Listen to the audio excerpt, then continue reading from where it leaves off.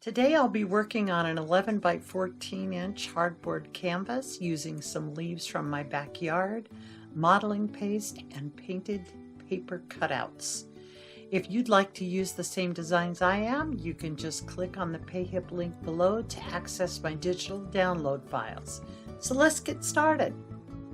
I'm putting a good bit of modeling paste on the back of my leaves and putting them onto my canvas. I'm not pushing down too hard, but just kind of trying to get it to release. And then pulling off the leaves, as you can see, to leave a nice textured image there. And then I'm going back in. If I feel like it's not enough texture, then I'll just add a little bit more or move it around a little bit with my palette knife.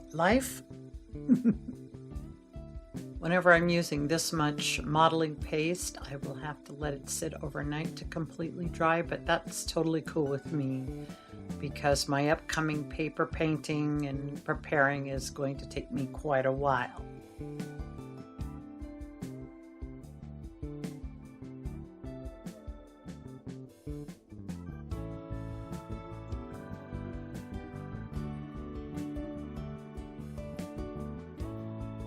I've got my little Texture Boutique embossing machine out, and I love this little thing. Had it forever. I don't even know if they still sell them anymore, but I have a nondescript folder here that has some swirly things on it that I just like the look of it.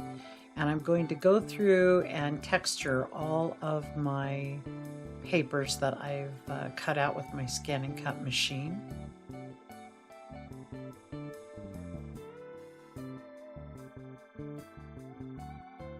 If you don't have this kind of setup, I have many times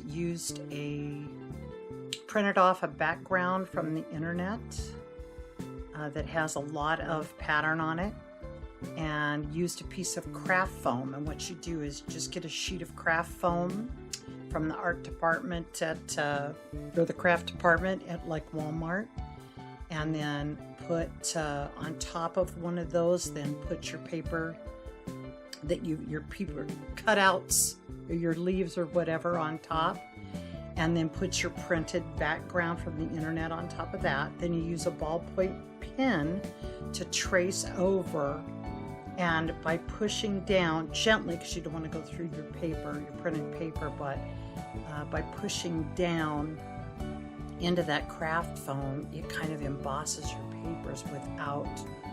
Anyways, it's really cool. It works. It takes a while, but I really only used a few. I made, as you can see here, I've got a lot of things that I'm doing, but I wind up not using any of my cattails and only a few of my leaves in the end. So yeah, that's an option.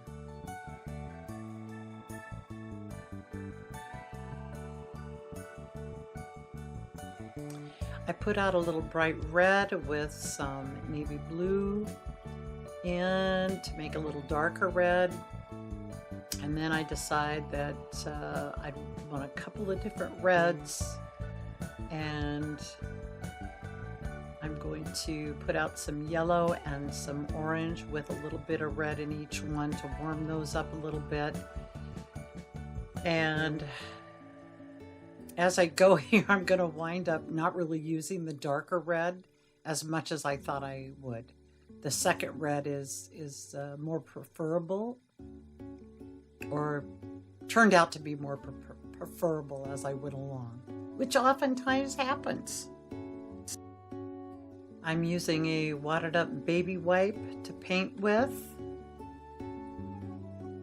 Just dabbing on a little color here and there of each one of the colors that I want. And you could see remnants of, I did this once already with the darker red and I didn't like it. So you can see remnants of that off to the left. So I am redoing it with the colors that make me happy, which I think is important. Next, I get out my alligator clip with a little pom-pom on the end, and then I can dab a little bit. I'm trying to get into those little grooves where some of the white is showing through from my embossing, and then I wind up having to go in with my little liner brush also to dab in just a few places, but I don't want it to be perfect, so I kind of just dab it with my finger to make sure that it all blends nicely. I've made a little bit of a nice olive green with some palm leaf green and mixed just a little bit of my burnt umber in with it.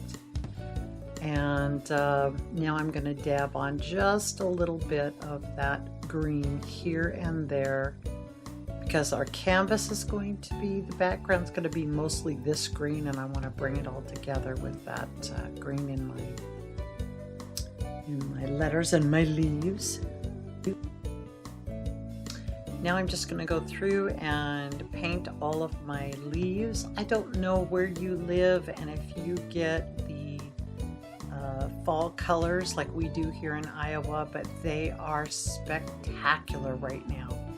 And so I've kind of done a mix of what I see out my windows. It's just absolutely gorgeous. And some trees are so, I don't know, they're just, it's really quite amazing. Every year, I've lived here since 2009, and every year I just am amazed by it. But anyway, so I'm going to do all these. I'm going to, like I said before, I'm not going to use very many of them, but I don't know that at this point as I'm making them, and I'm just having fun. And yeah. Now I'm going back in and adding a little bit of that green here and there with my brush and tapping it in with a baby wipe. I just love this texture on the background. Now I'm going to go in with my olive green and a little bit of the palm leaf green by itself, so that I've got a couple of different colors in the background, but mostly the olive green, as you can see. And I'm just going in with my chip brush, trying to make sure I get all of that white covered up.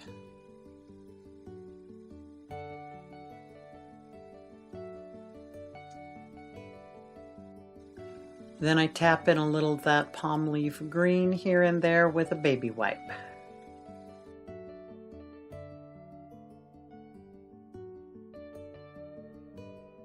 Now I'm using my liner brush and a little bit of burnt umber to finish off all my leaves and letters.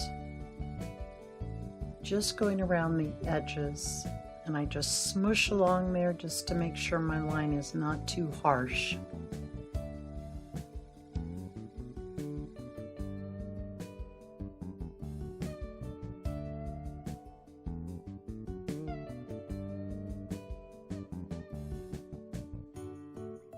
Now I'm going to use my fingers to add just a little bit of chocolate brown metallic to highlight my leaves and here and there on the canvas, just to jazz it up a bit.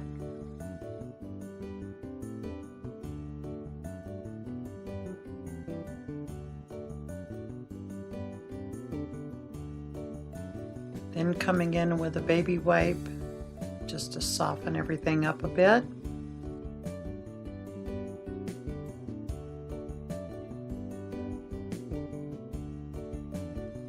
I want my leaves to last for many, many years to come, so I'm going to coat them on the back and the front with some watered down Mod Podge. I also like to tap my Mod Podge on so that I don't have any brush strokes. When done, I move them over to a piece of wax paper, which then I can put over into another part of my studio to dry. And when they are dry, they lift right off of that wax paper, and it's fantastic.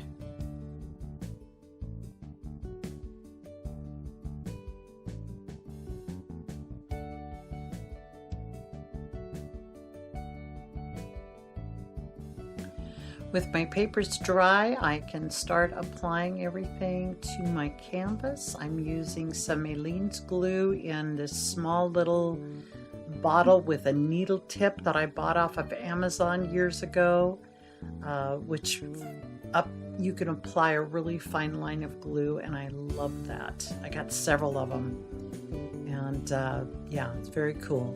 But I'm also using my Fast Grab beacon glue that I love for my bigger pieces, and it's going to take me quite a while to get everything to be where I want it. And with all that texture in my background, it isn't easy, but I'm able to get it down. I don't want it to be perfectly down all over. I just want it to, I mean, I think it's kind of cool with some of the edges raised up. So I'm not going for perfection here. Well, I'm never going for perfection, but just pretty good. I want it to look kind of groovy and not too perfect. Does that make sense?